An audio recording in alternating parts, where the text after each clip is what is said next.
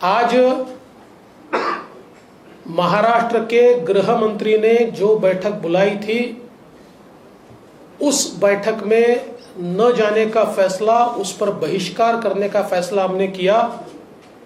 इसका कारण पिछले 3-4 दिनों में महाराष्ट्र में जिस प्रकार से गैर जिम्मेदाराना पद्धति से पुलिस का उपयोग करते हुए विरोधी पार्टी के लोगों को जान से मारने की हरकत की गई, प्रयास किया गया, इसके बाद संवाद के लिए जगह कहां बचती है। हमारा तो मानना यह है कि हिटलर शाही से संघर्ष होता है, संवाद नहीं होता। और अगर इस प्रकार की प्रवृत्ति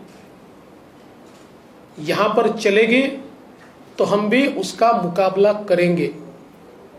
हमने मुंबई महानगर पालिका के भ्रष्टाचार के खिलाफ पोल खोल यात्रा निकाली। रोज इनके भ्रष्टाचार को हमने उजागर किया, कैसे इन्होंने मुंबई को लूटा, ये जनता के सामने लाया। तो हमारी यात्रा पर हमले हुए, हमारे एमएलएस पर हमले हुए, हमारे नेताओं पर हमले हुए। जिस प्रकार से Kirit Somaiya Z protectee inform करके पुलिस स्टेशन जाते हैं और वहां पर ये कहते हैं कि बाहर लोग मुझ पर हमला करने वाले हैं, और पुलिस स्वयं उनको गुंडों के हवाले कर देती है। जिस प्रकार से मोहित कंबोज इनके ऊपर मॉब लिंचिंग का प्रयास होता है, ये सारी चीजें बिल्कुल स्पष्ट रूप से दिखती है कि ये सरकार विरोधियों को कुचलना चाहती है, जान से मारना चाहती है। और वैसे भी हम गृह मंत्री के बैठक में जाकर क्या करेंगे, क्योंकि उस बैठक में मुख्यमंत्री तो उपस्थित ही नहीं है और ये सारी चीजें मुख्यमंत्री जी के इशारे पर चल रही है। तो फिर ये बैठक से निकलने वाला क्या है? इतना ही नहीं तो एक विधायक इंडिपेंडेंट और एक सांसद इंडिपेंडेंट, ये लोग इतना ही अनाउंस करते हैं कि मुख्यमंत्री जी के निवास स्थान के सामने जाकर हम हनुमान चालीसा बोलेंगे, तो उनके ऊपर कार्रवाई की जाती है। मेरा सवाल यह है कि हनुमान चालीसा महाराष्ट्र में नहीं बोली जाएगी तो क्या पाकिस्तान में बोली जाएगी? इतना हनुमान चालीसा से इनको नफरत क्यों है?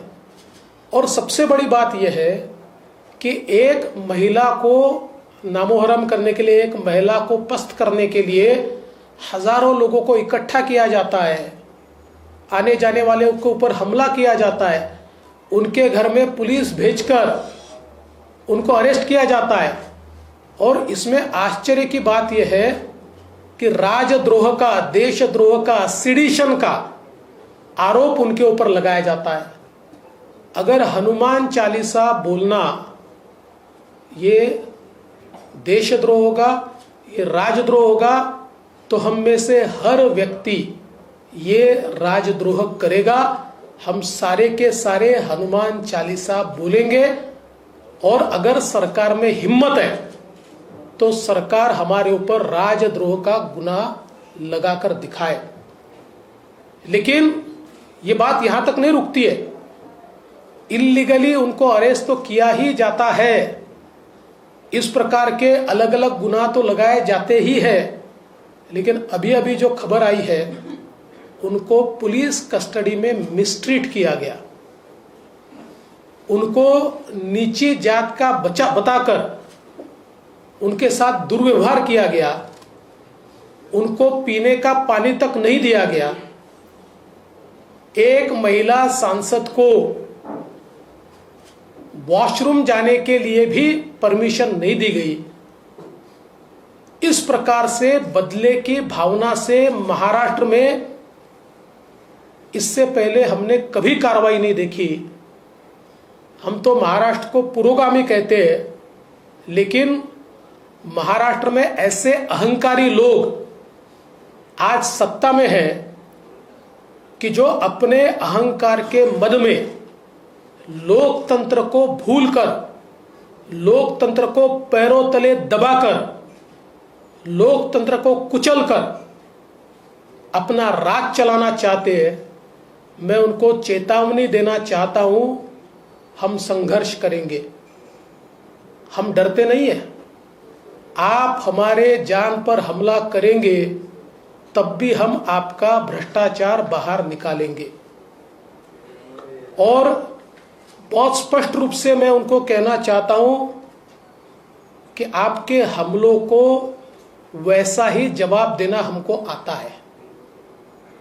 जिस प्रकार से आप हमारे साथ व्यवहार कर रहे हैं, आप तो पुलिस के भरोसे कर रहे हैं, पुलिस को साथ में लेकर कर रहे हैं, लेकिन हम वैसे ही जवाब देंगे।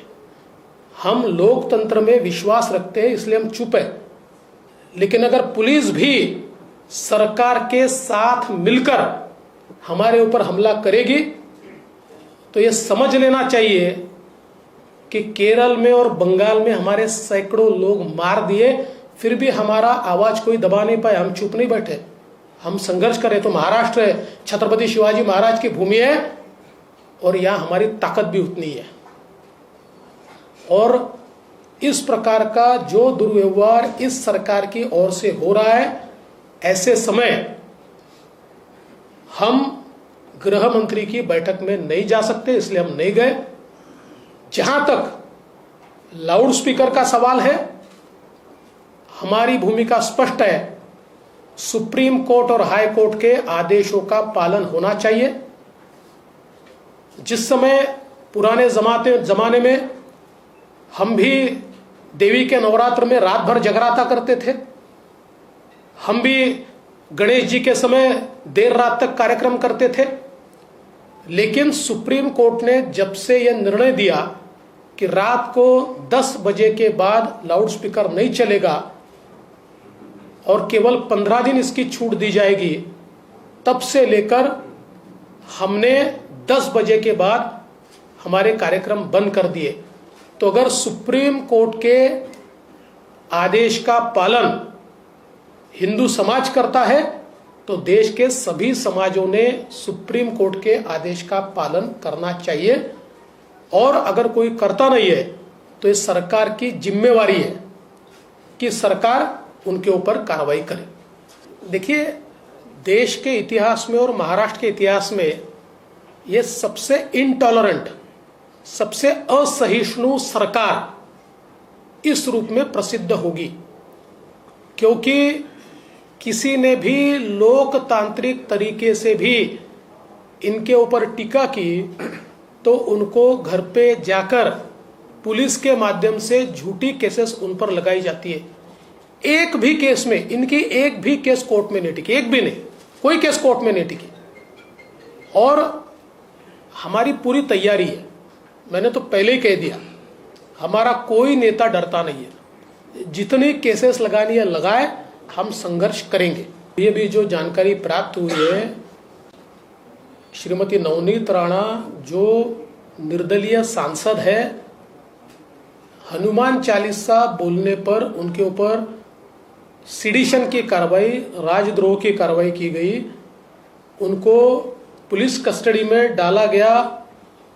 वे दलित समाज से, शेड्यूल कास्ट से आती है, उनको उनके समाज के ऊपर से गाली दी गई। एक महिला होते हुए भी पीने का पानी नहीं दिया गया, उनको वॉशरूम जाने नहीं दिया गया और बहुत ही गंदा व्यवहार उनके साथ हुआ। ऐसा पत्र उन्होंने उनके वकील के थ्रू देश की लोकसभा के स्पीकर को भेजा है। मैं ऐसा मानता हूं, महाराष्ट्र में एक काला इतिहास ये सरकार लिख रही है। अगर उनको, मैं तो उनको आमंत्रण देता हूं, उनको अगर हनुमान चालीसा पढ़ना है तो मेरे घर के सामने आए, हनुमान चालीसा पढ़े, मैं भी उनके साथ पढ़ने को जाऊंगा, मैं भी पढ़ूंगा। हनुमान चालीसा का पाठ तो हम हमेशा ही करते हैं और इसके ऊपर क्या कार्रवाई करना ये हमारी पार्टी में हम तय करेंगे। हम पहले ये देख रहे हैं कि क्या सरकार सुप्रीम कोर्ट के आदेश का पालन करती है। अगर सरकार सुप्रीम कोर्ट के आदेश का पालन नहीं करेगी तो भारतीय जनता पार्टी अपनी स्ट्रैटेजी तय करेगी। देखिए, मुझे ऐसा लगता है कि अब कम से कम उद्धव जी उस महिला के घर गए तो बेचारी महिला 80 साल की उनके घर के सामने रात में आकर बैठी। वो महिला आक्रोश कर रही थी, मेरे बेटे को नौकरी नहीं मिली, मुझे घर नहीं मिला, इतने साल में शिवसेना में हूँ, मेरे तरफ किसी ने ध्यान नहीं दिया। तो कम से कम उसकी ओर ध्यान देकर उस महिला को घर मिले, उसके बेटे को नौकरी मिले, ऐसा थोड़ा सा प्रयास मुख्यमंत्री जी करें। और साथ साथ ये भी अपेक्षा है कि एसटी के स्ट्राइक में जिन कर्मचारियों ने आत्महत्या की उनमें से किसी के घर भी मुख्यमंत्री जी जाए, थोड़ी संवेदना दिखाए।